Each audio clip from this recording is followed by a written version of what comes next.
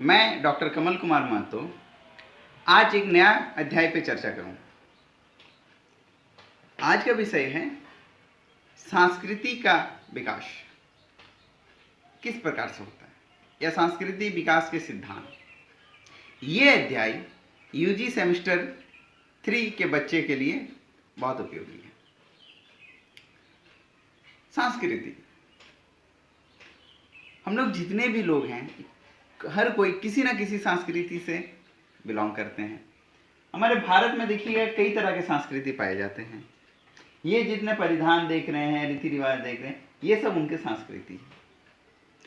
आइए सर्वप्रथम ये जानते हैं कि संस्कृति है क्या, संस्कृति किसे कहते हैं।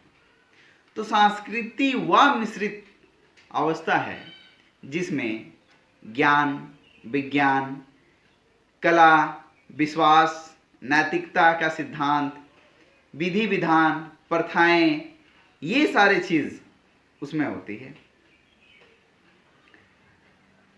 ये सारे चीज की एक साथ जहां होती है, जिसके समावेश होती हैं, उसे संस्कृति कहते हैं। अब ये संस्कृति का विकास कैसे होते हैं, इसके बारे में हम लोग जानेंगे। संस्कृति का विकास एक ही दिन में नहीं होती है, उसका समय लगता है। धीरे धीरे धीरे धीरे करके विकास होती है। जैसे सर्वप्रथम तो उसका प्रसार होता है। प्रसार कैसे होता है? तो एक संस्कृति के लोग दूसरे संस्कृति के लोग से मिलते हैं, उसमें से किसी संस्कृति का कुछ चीज़ बहुत अच्छे होते हैं और दूसरे संस्कृति के कुछ चीज़ बहुत अच्छे होते हैं। तो इसी तरह जिस संस्कृति के कोई एक प्रथा है जो बहुत अच्छा है, उस प्रथा को दूसरे संस्कृति के लोग उसको अडॉप्ट करते हैं। इस तरह से उसका प्रसार होता है। उसके बाद संचय होता है उसका। दूसरा नंबर पॉइंट में संचय किया जाता है। किस तरह से? जैसे कोई संस्कृति का आदतें, कुछ ऐसे आदतें हैं जो बहुत अच्छे हैं, तो उसके आदत, उसकी प्रथा और उसकी परंपरा को अपनाया जाता है।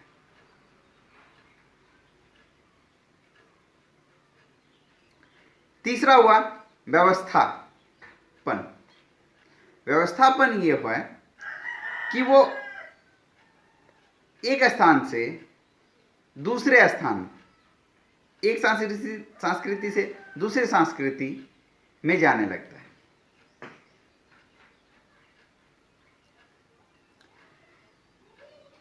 उसके बाद आपको मिलेगा संस्कृति का विनिमय। ये क्या है? संस्कृति का विनिमय ये है कि एक संस्कृति दूसरे संस्कृति से इस तरह से मिलाप हो जाता है कि फिर उसका पृथक करना संभव नहीं होता। ऐसा देखा गया है। इसके बाद आता है आत्मीकरण। आत्मीकरण में क्या होता है कि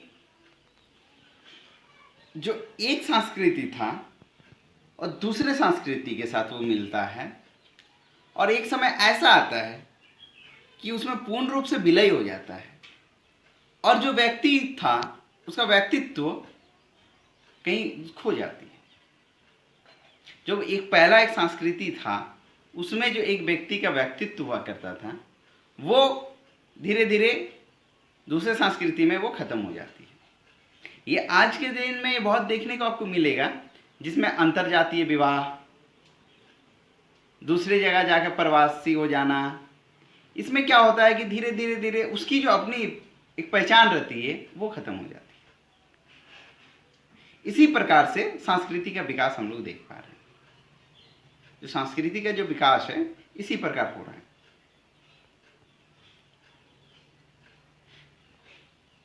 ये जितने भी संस्कृति हैं, अभी देखिए कि इस तरह से है, आने वाले दिन में एक नई संस्कृति भी उभर के आ सकती है। ये यही प्रसार, संचय, व्यवस्थापन, परोत्पादन, संस्कृति विनिमय और आत्मीकरण, ये सभी स्टेज स्तर के माध्यम से एक नया संस्कृति का विकास हो जाती है। तो आशा करता हूं कि संस्कृति का विकास किस तरह से होता है ये आप लोगों को समझ में आया। मैं इतना कह के ही आज का अध्याय समाप्त करता हूं। धन्यवाद।